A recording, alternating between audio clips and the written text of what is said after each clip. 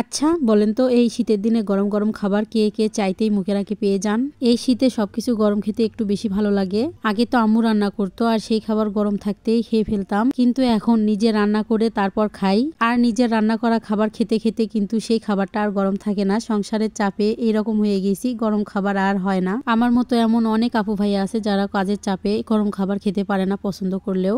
আসসালামু আলাইকুম ভাইয়াপুরা, কেমন আছেন সবাই? আশা করি সবাই অনেক ভালো আছেন। আলহামদুলিল্লাহ আমি অনেক ভালো আছি। আমি আপনাদের গাইবান্ধার বোন আর একটি ব্লগ ভিডিও নিয়ে আপনাদের সামনে হাজির হয়ে গেলাম। যদি ভিডিওটা ভালো লাগে তাহলে শেষ পর্যন্ত সাথেই থেকে যেতে পারেন। আজকে আমি ফুলকপি দিয়ে দুইটা রেসিপি আপনাদের তৈরি করে দেখাবো। তার মধ্যে একটা আপনারা সচরাচর খেয়ে থেকেছেন এবং শুনেছেন, আর একটা হয়তো একটু আনকমন বলছি তার কারণ আমাদের গ্রামের প্রায় অধিকাংশ লোকই এই খাবারটার কথা বললে বলে এটাও আবার খাওয়া যায় নাকি। তার মধ্যে হয়তো আপনারাও দুই একজন পড়বেন, সেই জন্য বলতেছি। একটা খাবার তো আমি বড়া বানাবো, ফুলকপি দিয়ে বড়া বানানো সবাই তো অনেক খেয়েছেন। আর একটা করব ভর্তা, ফুলকপির ভর্তাও অনেকেই খেয়েছেন আর অনেকেই হয়তো নামই শোনেননি, সেই জন্য বললাম। পেঁয়াজুর মতো করে যে কোনো কিছু বড়া করলে তো অনেক ভালো লাগে খেতে। তেলে ভাজা খাবার কার না ভালো লাগে, কিন্তু এই খাবারটা ভর্তা করে খেলে কিন্তু অনেক বেশি সুস্বাদু লাগে, মজা লাগে, প্রায় আলু ভর্তার মতো। কিন্তু আলু ভর্তার মতো স্বাদ হয় না, অন্যরকম একটা স্বাদ। কপির যে নিজস্ব স্বাদ আছে সেই স্বাদের মতোই লাগে। আমার ভিডিওগুলো অনেক আপু ভাইয়ারা অনেক ভালোবেসে দেখেন, কিন্তু একটা লাইক দিতে ভুলে যান। তাহলে প্লিজ একটা লাইক দিয়ে দেবেন, মনে করে দিলাম। আপনার একটা লাইক আমাকে অনেক দূর নিয়ে যেতে সাহায্য করবে। আমি যে আজকে কপি দিয়ে দুইটা রেসিপি তৈরি করব, তার জন্য কপিগুলো ছোট ছোট করে কেটে নিয়েছি আর সবগুলো একসঙ্গে সিদ্ধ তুলে দিয়েছি। সিদ্ধর মধ্যে কিন্তু একটু লবণ আর হলুদ আর পানি দিয়ে সিদ্ধ তুলে দিব।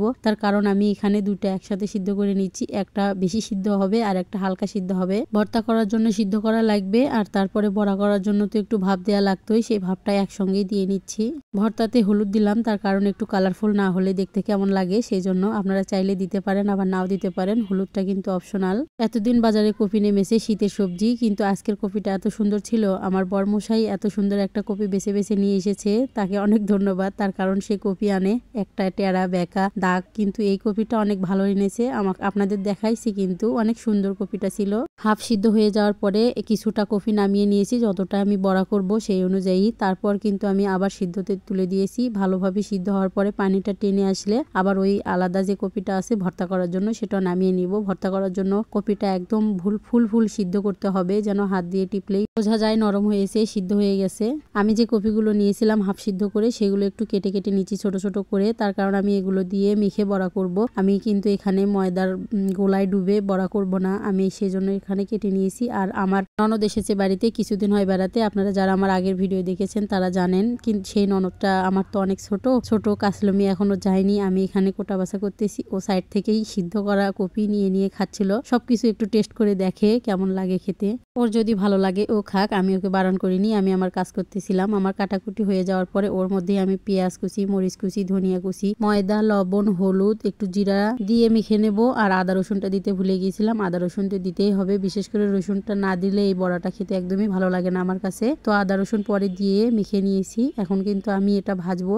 আমি যখন বাড়িতে কোনো কিছুর বড়া করি তখন কিন্তু আমি ময়দাটাই বেশি ব্যবহার করি, চালের গুঁড়া ব্যবহার করি না, কারণ চালের গুঁড়া দিলে একটু শক্ত হয়। আমি এগুলো একটু নরমই খাই ময়দা দিয়ে, সেই জন্য করি। চুলায় কড়াই বসিয়ে দিয়েছি, তার মধ্যে কিন্তু একটু তেল দিয়ে আগে আমি ভর্তার জন্য শুকনা মরিচ ভেজে নিয়েছি। ভাজা হয়ে গেলে তুলে নিয়ে তারপরে আমি একে একে বড়াগুলো দিয়ে ভেজে নেব। এই পিঠ উপিট করে ভালোভাবে ভাজবো, আর আমি পোড়া পোড়া করে ভাজবো না, একটু তাড়াতাড়ি নামিয়ে নেব। আমার যার যেরকম পছন্দ সেই রকম করে কিন্তু নামিয়ে নেবেন। আর আজকে আমার ভয়েস দিতে একটু সমস্যা হচ্ছে, আশেপাশে অনেক সাউন্ড, আপনারা কিন্তু একটু ইগনোর করবেন, ক্ষমাদের সুন্দর দৃষ্টিতে দেখবেন। আমার হয়তো একটু আরো আগে ভয়েসটা দিয়ে রাখা উচিত ছিল, এখন সন্ধ্যাবেলা তো তাই একটু সমস্যা বেশি হচ্ছে। বড়াগুলো ভাজা হয়ে গেলে আপনাদের আমি কিন্তু এখানে দেখিয়ে দিব বড়াটা কেমন হয়েছে খেতে। তার আগে আমি কিন্তু ভাজি আর খাই, কিন্তু আজকে আমি বড়া ভাজতে ভাজতে একদম খেতে ভুলে গেছি। তারপর তো আমি লবণ চাকি প্রথমটা দিয়ে। এতদিন হয় রান্না করি, তারপরও লবণের টাইমটা আমি ঠিকঠাক ভাবে পাই না, কিন্তু চেকে চেকে দেখতে হয়, একেবারে দিলে হয় না। সেই জন্য আমি এখানে একটা বড়া খেয়ে লবণ চেকে দেখলাম ঠিক আছে কিনা, তা দেখলাম হ্যাঁ ঠিকই আছে, আর একটু দিলে হয়তো বেশি হয়ে যাবে, তাই দিলাম না।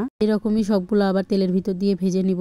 ভাজার পরে বড়াগুলো কেমন হয়েছে দেখতে, নরম সফট, সেগুলো আপনাদের দেখাচ্ছিলাম ভেঙে, একদম নরম নাড়ুর মতো, কিন্তু খেতে অনেক স্বাদ। আপনাদের যদি গ্রামের রেসিপি এবং গ্রামের সহজ সরল জীবনযাপন পছন্দ হয়ে থাকে তাহলে কিন্তু আপনারা আমার চ্যানেলটা সাবস্ক্রাইব করে দিতে পারেন। আর ফেসবুক থেকে দেখে থাকলে পেজটা কিন্তু ফলো দিয়ে পাশেই থাকবেন। এখন কিন্তু আমি ফুলকপির বাকি অংশটা ভর্তা করব, যেটা একটু বেশি করে সিদ্ধ করে রেখেছিলাম। ভর্তা করার জন্য আমি যে শুকনো মরিচগুলো ভেজে রেখেছিলাম সেগুলোর বোটা ছাড়িয়ে নিচ্ছি। বোটা ছাড়িয়ে এখানে লবণ দিয়ে ভালো করে মেখে নেব মধ্যে। এখন আমার ভিডিওর মধ্যে যে আপু ভাইয়ারা আছেন তারা প্লিজ একবার হলেও কমেন্ট করে জানাবেন এই ভর্তাটা আপনারা খেয়েছেন কিনা কখনো। আর যদি যদি না খেয়ে থাকেন তাহলে একবার হলেও ট্রাই করে দেখবেন, অসম্ভব স্বাদ হয়। আমার রিকোয়েস্ট থাকলো আপনাদের কাছে। আর যদি খেয়ে থাকেন তাহলে কিন্তু কমেন্টে জানাবেন। মরিচের সাথে পেঁয়াজটা ভালো করে মুথে নিব। তারপর কিন্তু আমি এখানে সরিষার তেল দিয়েছি একটু বেশি করে। আমি ছানা ভর্তাতে একটু বেশি সরিষার তেল দিয়ে থাকি। তারপরে আমি এই মরিচের সঙ্গে কপিগুলো ভালো করে মেখে ভর্তা করে নেব। ভর্তাটা যেমন দেখতে তেমনই কিন্তু লোভনীয় ছিল। আর রাতের বেলা গরম ভাতের সাথে খেতে যা মজা লাগে, আপনারা না খেলে কিন্তু বুঝবেন না, একবার খেয়ে দেখবেন।